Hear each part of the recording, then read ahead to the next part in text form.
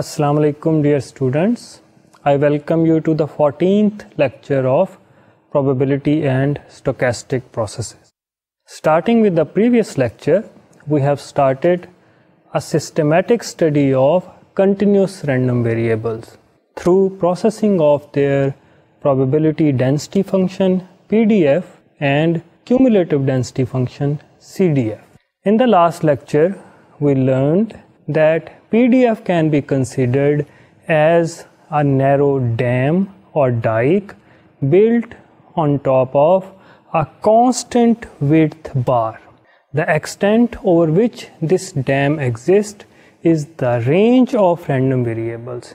If random variable assumes values from a real value A to real value B, there is a thin dam or wall which exists on top of that constant width bar starting from A to B. And the height of this wall can be unequal. Actually, the height is proportional to random variable getting that value. So if the height of the wall is high at a certain point, then the random variable is more likely to assume that value compared to that value where the height of the wall is small.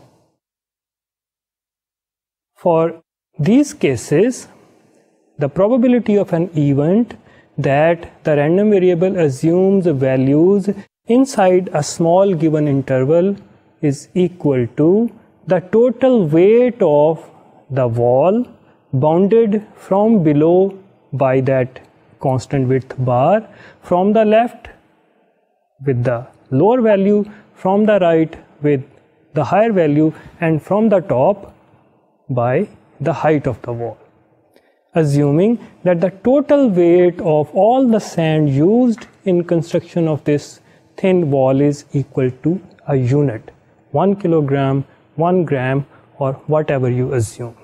So if total weight is 1 unit, 1 kilogram, and that dam exists from a lower value A to B, then probability of random variable assuming a value between C and D is integration of that function from C to D, so that the total area under the curve from C to D is representing the probability of that event where the random variable assumes a value between C and D. For such cases, the probability of random variable assuming an isolated value 1 point is assumed to be 0 because the weight over 1 point, which represents a very narrow 0 length interval, is 0. Actually, we don't even try to assign probabilities to these type of events where random variable assumes an isolated value. Moreover, we do not assign probabilities to those events which are represented by a finite or countably infinite points. We only assign probabilities to events which are represented by non-zero length intervals. So only those events are assigned probabilities. In the last lecture, we started studying a particular example of a car traveling a certain distance and then stopping, and then we observing the orientation of the air intake nozzle on a certain wheel. You can pick any wheel. The idea behind this example was that it's quite possible that some random quantities assume an equally likely distribution where every outcome is as likely to occur as any other outcome, but certain other quantities of interest can have non-uniform distribution, even when they are defined over the same underlying random experiment. When more than one quantities are defined over the same underlying random experiment, we can exploit the relationship between these two quantities to come up with distribution function of one of the quantity in terms of the other. For example, it's possible that one of the quantity is uniformly distributed, which is easier to handle, and the other quantity is not.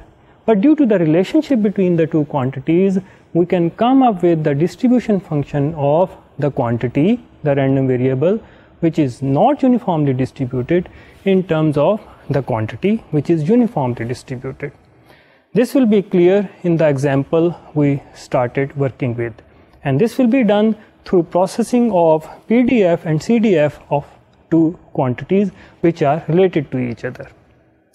In last lecture, we learned that PDF and CDF of a random variable are related, in a sense that CDF is obtained from PDF by integration of PDF from infinity to the value of the current parameter, and PDF can be obtained from CDF by simply differentiation of CDF. We'll exploit these, and we'll take up that example again where we were observing the angular orientation of the air intake nozzle of one wheel of a car after the car has traveled some distance. So if it has traveled a certain amount of distance, then the orientation is not predictable, it's a random quantity. And we assume that the angular orientation is a random variable which is uniformly distributed between 0 and 2 pi. This is the angle measured in radians with reference to the positive x-axis. Positive x-axis is a line drawn from the center of the wheel to the rightmost point of the wheel. So if we assume that this angular orientation is a random variable which is uniformly distributed over the range 0 to 2 pi, we can have a mental analogy of the CDF of this random variable. Assume that you have a thin circular ring made up of a very thin pipe. So instead of assuming this air intake nozzle, a point on the wheel of the car, assume that you have a circular ring and you want to paint the ring. So you start painting the ring at angle 0 and you go counterclockwise and continue to paint it. So how much paint do you need as a function of the total arc length that you want to paint? It's clear that it's a linear function of the total arc length. The amount of paint that you need to paint a thin circular ring made up of a circular pipe is proportional to the arc length. So assume that the total paint needed to paint the whole ring is 1 unit, 1 liter or any other unit, then the amount of paint that you need to paint half the arc is half unit and quarter of total circle is quarter unit. So this is the CDF, the amount of paint needed to paint the ring starting from 0 degree and ending at any value theta. So CDF as a function of theta, or you can call this random variable x, is a linear function. So if CDF is a linear function, then PDF, which is obtained from CDF by differentiation, is a constant function, and it is a constant function with constant height in such a way that total area under the curve is 1. Hence, for this random orientation of the nozzle of the wheel, the random variable is angular orientation, it is uniformly distributed, and its PDF is a constant function with height 1 over 2 pi. Let's see if we can have a similar mental picture about the other random variable that we defined, that was the height of the nozzle from the lowest point possible. So when the nozzle takes its angular orientation anywhere on the circle, then its height from the lowest point is the random variable. Now imagine that ring to have a small hole at the topmost point, and you start filling that ring with a liquid, say water. As you continue to pour water in that hollow ring, the water continues to accumulate at the bottom more water you pour, more arc length gets filled, and that arc length is symmetric with respect to the lowest point due to the gravity, and the arc length continue to rise. The top points left and right, which are at the same height, continue to rise as you continue to pour water. Now, assume that the internal volume of this hollow ring is 1 unit. That is, you need 1 liter of water to fill this whole hollow ring. Then, is this height of the water, the height of the top left and right points of this filled arc, is this a linear function of amount of water that we have poured in so far? It's clear that it's not. Suppose you pour initially 1/10 of a liter. Since initially the bottom part will be filled, which is kind of horizontal, the height will be small. Measured from the lowest point, the height of the top left and right points from the lowest points will be small because the arc is kind of horizontal. With additional 1/10 of a liter, height will rise more than the previous 1/10. And towards the middle of this filling, 0.1 liter will change the height substantially. And towards the end of filling, once again, you will increase the height with a relatively smaller amount with the last 0.1 liter of water that you pour in. Hence, this is the CDF. The total amount of water that you have already poured in with the varying height that you have achieved. As more height is achieved due to more water, the relationship is kind of non-linear. Initially, you need more water. Towards the end, you need more water. And towards the middle, you need smaller amount of water to change the height. So, the rate of change of this amount of water is your density function. And this density function is not flat, implying that this random variable, that is, the height of the nozzle, is not uniformly distributed. I hope it will be much clearer when I do the mathematical analysis of this situation, where I'll assume that the first random variable x or theta is uniformly distributed between 0 and 2 pi, where x is the angular orientation of the position of the nozzle. And from this, I'll derive the PDF through CDF of the other random variable y, which is the height of the nozzle from the lowest possible point. We will use this relationship of one random variable x and y and derive the CDF and PDF of y using the mathematical analysis. And this mathematical analysis is done with the help of the slide that you can see. In this slide, you see that the angle theta, which can also be represented as random variable x, takes on a value, and based on that value, the nozzle assumes a height which is represented by y. So the relationship between theta and y is the one that we are going to exploit. Since this random variable theta is uniformly distributed between 0 and 2 pi, we will only assign probabilities to intervals of non-zero length. And I'm going to take these intervals from the lowest possible point to the point assumed by the nozzle. So this angular length of the arc is the one I'm interested, and total length is twice that much. And the height is whatever the height of the topmost point is. So if you look at this slide, you will see that if the angular orientation of the nozzle is theta above the positive x-axis, then the height of the nozzle is r plus r sine theta. Why? Because r is the height of the center point of the wheel from the lowest point. R is the radius, which is the distance between the center of the wheel and the nozzle.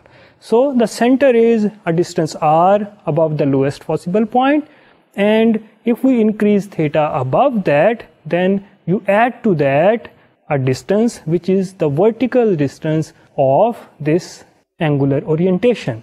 And if you know your trigonometry, it's easy to see that that distance above the horizontal line representing the x-axis is r sine theta. So total height is r plus r sine theta, and this height is achieved with an arc length which is twice the arc length of lowest point to this value theta. So this arc length and height are related with this expression that y, which is height, is equal to r plus r sine theta, or theta for a certain y is sine inverse of y over r minus 1, the whole thing. Sine inverse of the whole thing, y over r minus 1, which is clearly shown in your slide. With this information, you can find the CDF of this random variable y. And when you are trying to find the CDF, you find the probability of events which are from minus infinity to a certain value of parameter, say small y. The useful range of small y is from 0 to 2r. 0 represents the minimum value of this random variable, and 2r represents the maximum value, twice the distance from the center of a wheel to the nozzle. So this CDF will be 0 for values of y less than 0, and it will be 1 for values of y greater than 2r. And the interesting range is between 0 and 2r. So as y increases from 0 to 2r, you find the total arc length that is achieved by the height given by small y, and it comes out to be twice the value of theta plus pi by 2. Look carefully on the slide and it will be obvious. Pi by 2 represents the angular orientation from the lowest point to positive x-axis, and to that you add another angle theta, and this is on the one side, and on the other side it's the same thing, so it's twice theta plus pi by 2. That is the angular extent of the arc, and the length of the arc will be r times this total angular extent. And if you know that, then you can find the probability as a function of y, which is CDF, to be r times twice pi by 2 plus theta divided by the total length of the arc, which is 2 pi r. So if you cancel out 2 with 2 and r with r, you get a nice expression that CDF of this random variable y, which represents the height of the nozzle from the lowest point, is equal to sine inverse of y over r minus 1 divided by pi. And I have used MATLAB to draw the graph of this CDF, which is shown on your next slide. And in this slide, you can see that the CDF remains 0 for value of parameter below 0. And from 0, it rises rapidly, and towards the middle, it rises slowly, and towards the end, it rises rapidly again, and it reaches a height of 1 for the parameter value of 2r. In this slide, I have drawn the CDF as a function of r. The parameter varies from 0 to 2r. I could have assumed a certain numerical value of r, say 1, and then the parameter would have varied from 0 to 2, but the shape of the CDF would have remained the same. So CDF remains 0 for this random variable values less than 0. From 0, it rises rapidly, then slowly, again rapidly, and CDF reaches a value of 1 for parameter value of 2r, and then it stays 1. As previously discussed, the PDF and CDF are related. We have derived the expression for the CDF of this random variable y in terms of random variable x. Hence, we can derive the PDF by simply differentiating this CDF. And if you differentiate this sine inverse y over r, you get the expression for PDF, which is equal to 1 divided by pi times square root of 2yr minus y square. I hope you remember when I told you that whenever I teach probability and stochastic processes, I postpone the discussion of continuous random variable till a thorough treatment of discrete random variable has been carried out, because the discussion of continuous random variable usually involves a lot of reliance on differential calculus. The example is that we are dealing with differentiation of sine inverse function. I hope you will spend some time and refresh your knowledge of trigonometry, differential calculus and integration, so that you are comfortable with differentiating and integrating the expressions that we are going to deal with. Anyway, we have found the CDF and then PDF of the random variable y, where y represents the height of the nozzle from the lowest point. The PDF expression is 1 over pi times square root 2yr minus y square. This PDF has been sketched using MATLAB in a slide that you can see now. In this slide, there are a few points that you should clearly note. The previous slide, which showed CDF, had an x-axis which was marked in terms of r. The values were 0, r by 2, r, 3r by 2, and then 2r. Even if I had used a numerical value for a certain value of r, the shape of the CDF would have remained the same. Here, I have used a particular value of r, which is 1, and then x-axis is marked numerically between 0 and 2, and the y-axis is also marked numerically. If I had used r, then the x and y-axis would have been a function of r, and the graph would have been a little less clear to visualize. So, this PDF is for a particular value of r is equal to 1. And this slide shows that this PDF is not flat. It's not a uniformly distributed random variable. It has high values near 0 and near 2 and low values in between. If you look closely at this slide, you will see that the PDF function assumes very high values close to 0 and 2. In this graph, you can see the values are closer to 3. Actually, closer you go to 0 and 2, higher the value, and in the very close proximity of 0 and 2, the values tend to go to infinity. Is this a contradiction?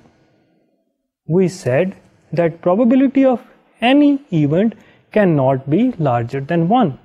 It has to be between 0 and 1. But this PDF function, which is relative likelihood of different outcomes, is assuming values which are approaching infinity. So is this violating some postulate of probability theory? The answer is not. The PDF function can assume any value as long as the constraint of the area under the curve satisfies the postulates of probability theory. We will assign probabilities to intervals of non-zero length, and the probability will be the integration of this curve, which is 1 over pi times square root of 2yr minus y square over the given interval. So what will be the total area of the curve if we integrate this curve from 0 to 2? Of course, it should be 1. And if you look at the next slide, which highlights this concept of the total area being equal to 1, I hope you will be convinced that it is okay for the PDF to assume values which are larger than 1, even approaching infinity, but still the events will have probabilities between 0 and 1. This slide shows the same graph of PDF, but the area below this graph has been colored, and it has been colored intentionally into different colors. So the total area under the curve consists of green area and 2-part blue areas. So the total area should be equal to 1. Let's see if it is indeed the case. I have drawn on this graph another horizontal line at y is equal to 0.5. Since the extent of random variable is from 0 to 2, if this random variable was uniformly distributed, the PDF would have been of height y is equal to 0.5. So this thin black line represents another random variable which is uniformly distributed at a height of 0.5 with extent from 0 to 2 with a total area of 1. But there is a gap starting from lowest value 0 and up to a certain value around 0.2 or slightly above. The PDF is above 0.5, so there is an excess area over and above the line y is equal to 0.5. But from that point onward, the graph of our PDF falls below this line y is equal to 0.5. So the gap between thin black line and the green area, the gap which is represented by the region above the green line and below the thin y is equal to 0.5 line, is a gap which is less than the total area of uniformly distributed random variable. So imagine these two blue regions, blue areas being represented by liquid, and this liquid flows and fills that gap which lies above this green trough and below y is equal to 0.5. Even though it's not very clear visually, but believe me, the total area of the two blue regions is exactly equal to the gap. So if those blue areas were fluid and they flow down, they will fill the gap and will have total area of 1 with constant height 0.5 and extent from 0 to 2. So what's the moral of the story? For continuous random variables, the PDF can assume very large values, and it is okay as long as the probabilities of different events do not violate the postulates of probability theory. Now that we have CDF and PDF of this random variable representing the height of the nozzle, we can use this to find probabilities of some interesting events. Let's assume that the value of R is 1 as previously worked with, and we want to find the probability of this event, that the nozzle remains in the lower 25% of the possible range. That is, if R is 1, then the height of the nozzle can be anywhere from 0 to 0.5. So it is in between the center of the wheel and the lowest possible point. So what's the probability of that event? You can take the PDF and integrate this from 0 to 0.5 and get your value of probability for this event. But you don't have to do that. If you have the expression for the CDF, then this event is exactly equal to the CDF value at y is equal to 0.5. And if you put in the value of y is equal to 0.5 and r is equal to 1 into the expression of CDF, you get a value of 1 over 3. So probability of nozzle being in the lower 25% of the height is 1 by 3. And due to symmetry of the problem, this probability is also equal to the probability of nozzle being in the top 25%. So the nozzle height is in the lowest 25% with probability 1 by 3, in the top 25% with probability 1 by 3, and in the middle 50% of the range with probability of 1 by 3, which is expected because this random variable is not uniformly distributed. You can find probabilities of other interesting events on this underlying random experiment. Let's consider a few other continuous random variables and define some events on those random variables and find their probabilities. From now on, we are not going to talk about the underlying random experiment.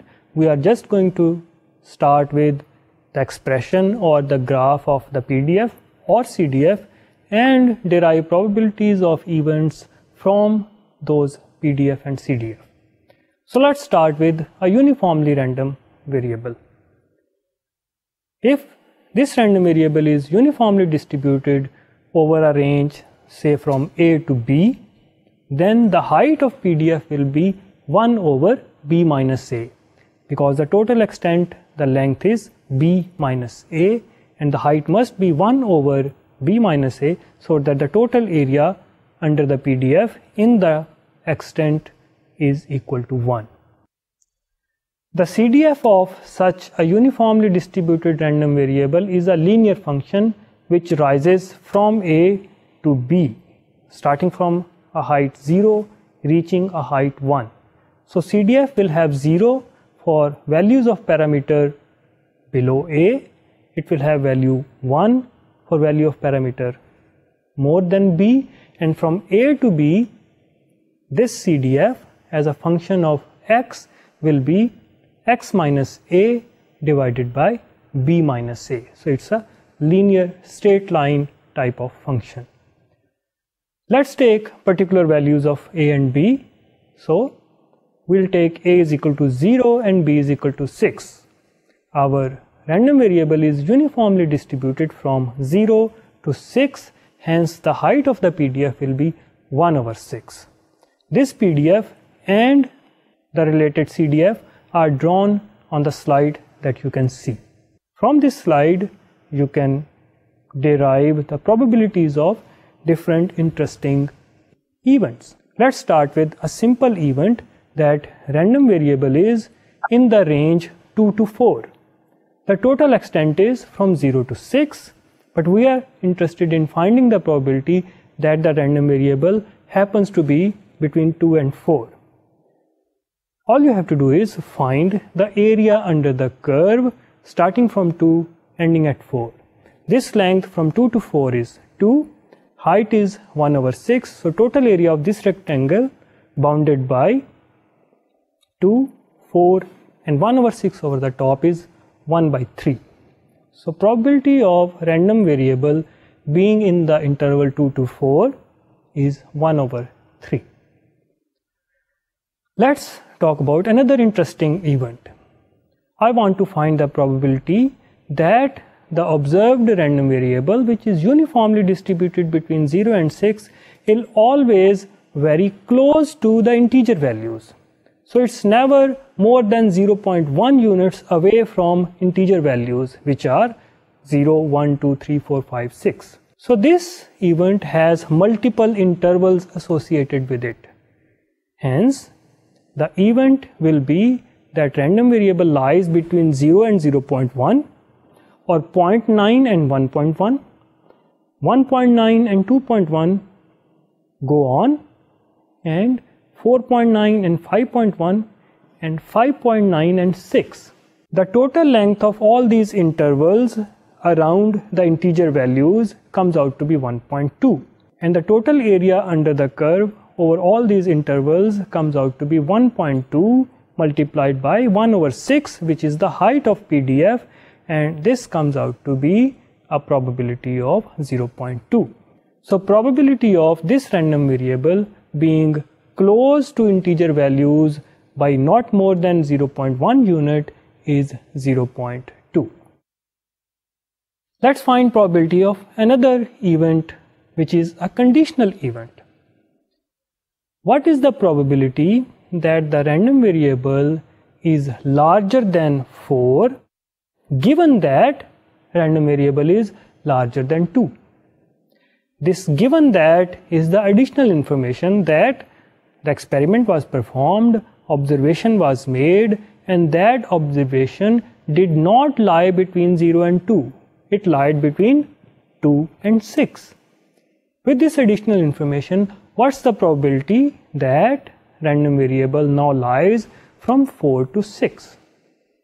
If you remember the formulas for conditional probability, it is the joint probability of conditioning event and the other event divided by probability of the conditioning event. And conditioning event is that random variable lies between 2 and 4. This has a probability of 4 over 6 or 2 by 3. And the joint probability of this conditioning event and the other event, that is the variable lies between 4 and 6, is 2 times 1 over 6 or 1 over 3. If you divide the two, you get a conditional probability of half, which makes sense because with additional information that the random variable lies between this restricted range of 4 unit long starting from 2 to 6, the probability of random variable occupying a range 4 to 6, which is half the length of this reduced region of uncertainty, should be half. Let's try to find conditional probabilities again, but now we'll parameterize this probability. This conditional probability will not be found for an isolated case, but as a function of a parameter. On this slide, you can see that the event, parameterized event that I'm interested in is that what is the probability that this random variable is greater than a plus 1 given that it's greater than a. So a is my parameter. A takes on any value from 0 to 6. So with any value of a, I'm providing you this information that the random variable was observed to have been lying from a to its maximum possible value, that is 6. With this information that random variable lies to the right of value a, what is the probability that it lies 1 unit away from the parameter value? Suppose value of a is 3. So I'm giving you this information that random variable lies between 3 and 6. With this information, what's the probability that random variable lies between 4 and 6? Change the value of a to 3.5. Now, conditioning event is that random variable lies between 3.5 and 6. With this information, what's the probability that it lies from 4.5 to 6? As long as the probability of this conditioning event is greater than 0, we can have the probability of the other event, which is the random variable lying between a plus 1 to its maximum value. Please note that when the value of a is 5.5, you cannot talk about random variable lying between 6.5 and maximum value. The maximum value is 6. So the joint probability will be the event starting from a plus 1 to 6. And if a plus 1 happens to lie beyond 6, then you take the joint probability to be 0. So the conditional probability parameterized by this parameter a is ratio of two factors. The numerator is maximum of 0 or 5 minus a, and the denominator is 6 minus a. 6 minus a represents the length of the conditioning event from a to 6. So a cannot be equal to 6. The probability of conditioning event must be non-zero. I have used this expression and I have sketched this conditional probability parameterized by parameter a on the slide. And you can see from this slide that this conditional probability as a function of a goes down. If you take your a to be 0, then you are talking about the probability, conditional probability, which is not conditioned. Your conditioning event is that random variable lies to the right of 0, which it always does. So the graph shows the leftmost point as unconditional probability of random variable lying between 1 and 6, which is the leftmost point on the graph. As you increase the value of the parameter, this conditional probability goes down, and as you reach a value of 5, then the conditioning event has a probability which is the length of interval from 5 to 6 or any value which A takes to the right of 5. But the other event, which is the probability of event lying 1 unit to the right of this value A, is always 0. Hence, the conditional probability parameterized by this parameter A is maximum for A is equal to 0, is minimum, which is equal to 0, for value of A is equal to 5. And this shows a nice graph which goes down. So from this uniformly distributed random variable, we were able to find simple probabilities and conditional probabilities fixed and parameterized, and they show a nice relationship of how different quantities derived from a uniformly distributed random variable behave. Let's consider another continuous random variable which is called exponential random variable. We will not talk for the moment about the underlying random experiment and just start our discussion with PDF. So for a continuous random variable which is exponential, the PDF expression is k times exponent of minus lambda times x. The random variable is x and its PDF is defined for only positive values of x, and this is given as k times e raised to power minus lambda x, where lambda is the parameter which defines the shape of this random variable. I have said k. This k value is chosen in such a way that the total area under the PDF starting from 0 all the way to infinity is equal to 1. So if you take lambda is equal to 2 and you take this expression e raised to power minus 2x and sketch it and take area under the curve for this, you will find that it comes out to be 1 over 2. Take another value of lambda, say 5, and define your PDF to be k times e raised to power minus 5x. Let's ignore k and find the area under curve for the waveform which is e raised to power minus 5x, and the area is defined from 0 to infinity. If you integrate, it comes out to be 1 over 5. So if you take your parameter lambda to be 2, the area without k comes out to be 1 by 2 or 1 over lambda. If you take your parameter k to be 5, then the total area under the curve e raised to power minus 5x comes out to be 1 over 5, again 1 over lambda. So to have a valid PDF, the total area must be equal to 1. So the expression for exponential PDF is always fx of x, which is PDF, is equal to lambda times e raised to power minus lambda x. So if you have taken your lambda to be 2, the PDF will be 2 e raised to power minus 2x or 5 e raised to power minus 5x. In the slide, you will see a family of 4 such exponential random variables which are drawn for lambda values of 1, 2, 3 and 4. You can see that for lambda 1, the PDF starts at x is equal to 0 from a height 1 and it slowly decays and the total area will be 1. On the slide, just above this curve, you will see the curve for PDF for lambda 2. For this curve, the curve starts at y is equal to 2 for x is equal to 0 and it falls slightly more steeply and the total area again will be 1.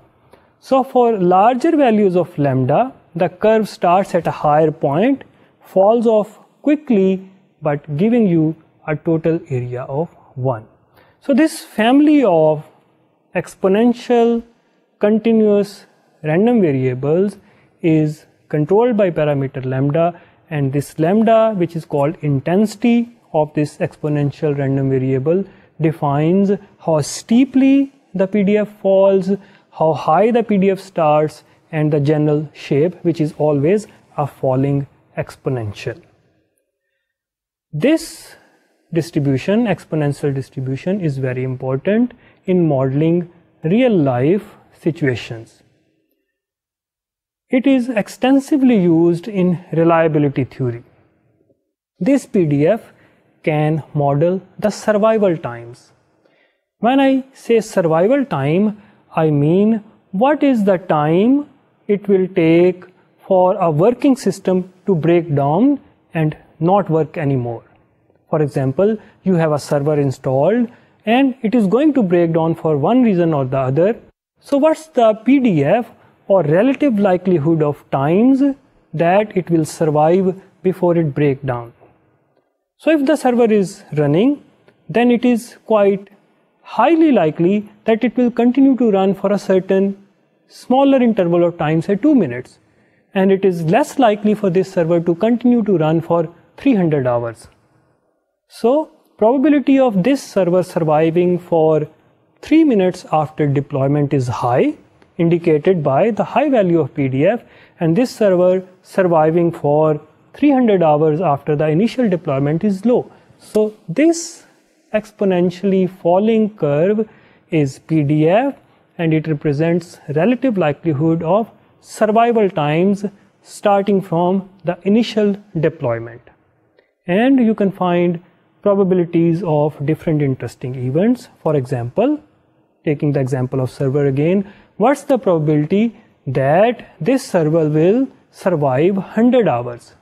Which means it will fail at 100 hour, 101st hour, 102nd hour, and all the instances in between, starting from 100 hour to infinity. So if you take probability of that tail, that is the probability that the server will fail there. So anything left to the first failure time is the survival time. You can also find probabilities of other interesting events based on the PDF or CDF and the way you integrate the PDF, take area under the curve, or process the CDF appropriately. The exponential distribution can model other failure type mechanisms. For example, if you buy a new car, then what is the survival time? That is defined as the time from your purchase to the time of first minor accident where at least you receive a few scratches on the body. This is exponential because when you have bought the car, the probability of you getting involved in a minor accident is small initially, but the survival time of 5 years is highly unlikely. You are certainly going to get scratched during the 5 years, but probability of not getting scratched in first 3 days is quite high. So what is lambda in this case? Lambda is the intensity or the intensity of the accident. What are the chances of you getting scratched? If you live in DHA or other posh area, then you have a lambda which is small. Then for small lambda, the exponential distribution falls off slowly. So probability of you not getting scratched during the first 1 year is relatively high compared to the case if you are living in Misri Shah or Shadbagh, where lambda is high. It starts from high value, and by the time it reaches 1 year, the curve has fallen so low that probability of you surviving the first year without getting scratched is very small. This exponential distribution can model failure of other devices and components, particularly the electronic component, transistors and VLSI chips. We'll talk more about the role exponential distribution plays in reliability theory and other applications in coming lectures. To summarize what we have covered today, we started with a particular example of continuous random variables. There were two of them, the orientation of nozzle and the height of the nozzle.